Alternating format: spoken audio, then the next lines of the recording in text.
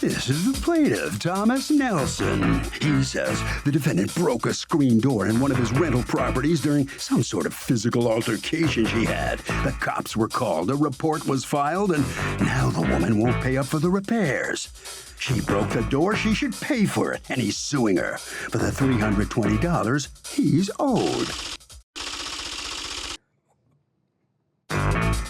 This is the defendant, Agnes Abdul-Wahabi. She says the plaintiff's door got kicked in by someone one day, and because she and the guy's tenant had an argument the day before, she's being unfairly blamed for the damage. She categorically denies having anything to do with the broken property and refuses to pay for something she didn't cause.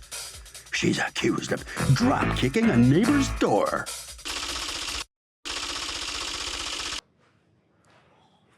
All parties, please hit your right hand. Litigants have been sworn, Your Honor. Thank you, Douglas. All right, Mr. Nelson. Yes. What happened here? On September 21st, 2018, I got a call from my tenant's son telling me that cops were at their house and... How old is the tenant's son? 15. Okay. And the cops were at the house and the neighbor just did some damage to the front door. Wanted me to come down right away. I told him I couldn't. I was busy at the time. Couldn't get down there right away. How did he, like, it's so bizarre that a 15-year-old think to call you. I talked to him on occasion. His mother speaks Spanish, speaks English also. Oh, so he's the one who does the go-between? He's like the translator. That'll make you grow up. Go ahead. Yeah. So, been there, done that. Go ahead. So they asked me, basically, if I couldn't get there, he asked me, the cops want to know how much damage was done and how much he thought I thought It's the door was. probably the police who thought that. All right, So I told him I thought it was about $200 worth of damage.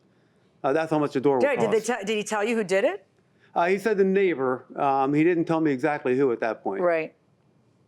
You the neighbor? Apparently. Yeah. All right. So was the mom home or the mom wasn't at home? The mom was there at that time. Was she there when it happened? No. Okay. I found out later she was not. All right. So what do? You go... I didn't do anything at the time until a week later. I went down and I talked to them to find out what was going on, to look at the damage. And it's weird because I literally found out 4 days from today. My tenant, Estella, told me that... That's the mom. That's the mom. And her son and the defendant's son go to school together. And I think she used to pick him up, the defendant's son also on occasion, but this time she said, no, I'm not going to do it anymore. And it's my understanding that the defendant could not get there that day, and that's when she became irate. Because she left this... Estella left to go pick up the son, and that's Wait, so Estella left your son at school? Picked up her own son and left your son at school? Yes. Picked up her daughter. Her daughter, and left your son at school? Yes. So clearly you and Estella had a problem, because what difference is it to her to let one more kid get in the car and get home, right? Exactly. So what was her problem? No, this was the deal. She had an arrangement with my kid's grandmother. Not even an arrangement with me that that the grandmother would take my son and her daughter to school and that she would pick them up. We did happen to get in a little altercation in the morning, verbal. About what? Something irrelevant to this issue. I'll be the judge of that, won't I? It wasn't even about anything. It was like about the way she was parking. She wasn't paying attention or something. And I was telling my friend, like, pay attention. She can't drive. Oh, you said that Estella it can't drive. Yeah, like. And Estella heard you just fine. Well, yeah, and she didn't like that. Well, anyways, prior to that, her boyfriend was parking the way she was parking and hit my friend's car. So it was almost like a repeat of the whole incident. I didn't even realize it was her, really. I was just like, watch out for the car. And then she felt some type of way. I assumed... Well, you said she can't drive also. Yeah.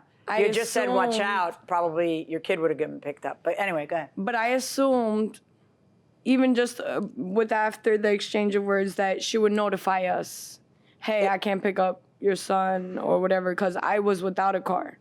So, and she didn't make the arrangement with me. I was like, I just was expecting the text like, yeah, she's not picking him up. You were expecting the text to warn you that since you said she couldn't drive, she might not bring your son. I would expect to pick up my son if I had said that to someone. But either way, what happens is she doesn't text you. Yeah. She doesn't bring your son back. At all. And then your son is Which she stranded. did drop off her daughter. She said that her daughter text the grandmother late after the fact saying, oh, my mom didn't drop me off. I'm at a friend's house. My mom didn't pick me up.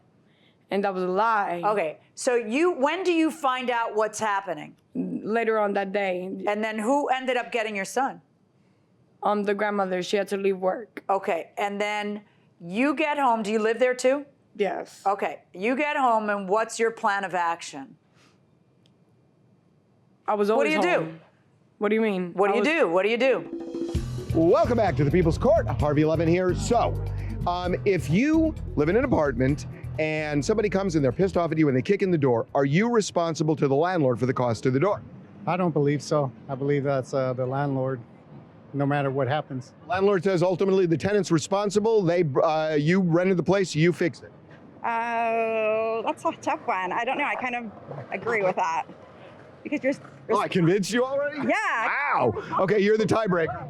I think so, yeah. They're responsible? Absolutely. Because, I mean, you didn't kick it in. Yeah, but it's your buddy, you know. It's, Well, not if he's that pissed off at you, he's not your buddy going inside the courtroom. I was always there. I was there. I didn't leave. I was at the house. So when do you confront your neighbor about having left your son? That day, but she was like, the incident happened that day or whatever. Somebody kicked down her door. And Some magical fairy just came and kicked down her door. Go somebody on. kicked down her door and Can you just get to the confrontation? Like, what is it you and what's her Estella. name? Estella say to each other when you see each other? How does it happen? nothing. She just called the cops Well, what does she call the cops about? about somebody breaking her door and saying.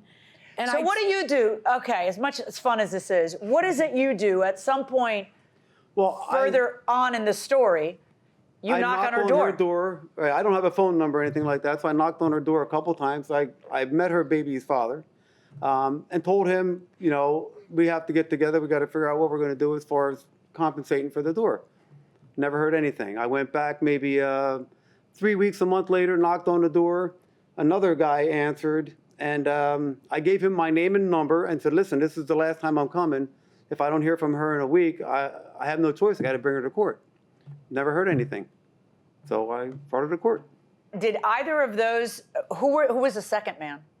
Do you know? The grandmother's boyfriend, Grandmother's boyfriend. All right, Yeah. and who was the first man? my kid's father. Is he also your boyfriend or no? No. No, okay. According to you, your kid's father told him he would pay? Yeah, he told the neighbor that he would pay just so like she don't call the cops. She did anyway. So I don't know. I'm trying to imagine when someone knocks on my door and says, your wife kicked, you know, my husband answers the door, your wife kicked the door down, how my husband's first reaction would be, I'll pay. Why would he pay if you're not the one who kicked the door down? If not you, sweet thing, who? I mean, you so kicked that door down. Is there anyone here who doesn't think she kicked the door down? But there's Oh, no, you don't even have one friend in the audience. there's no And they also... No, wait, I want to hear what you're going to get. There's no what? there's no inculpatory evidence. Ooh, your face is inculpatory evidence. Your face is the definition of guilt. Okay. Each time that you're saying what happened here, you're just like this each time. Okay. Yeah. So this is the door?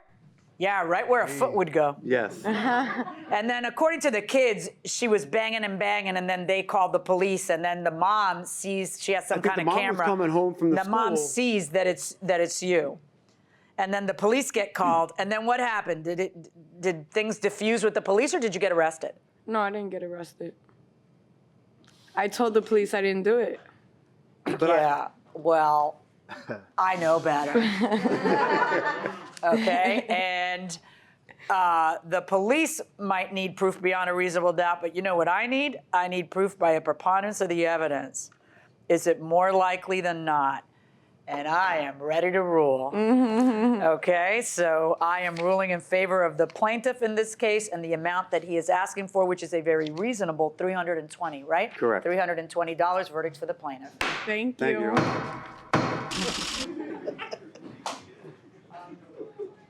So the defendant is going to have to pay for the door after all.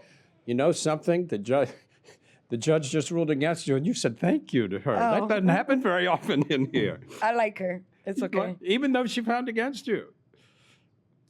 What am I gonna do? I don't know. What are you going to do? I really do like her though. Well, good. Well, listen, I'm sorry. It's okay. You lose the case, you're going to have to pay for that screen door. It's okay. That's okay? All right, Yeah. good enough. Thank you very much. All right, Mr. Nelson. Well, you're going to get your money, finally. You feel better now? Absolutely. Think this will straighten things out over there? Or don't you know? I don't know. I hope so, but I'm not really involved in that part of it, but I'll keep the fingers crossed. Okay. Yeah. Good luck to you. Thank All you very right. much. Thank you very much. Thank That's you. a Cute case. Thank you. Harvey?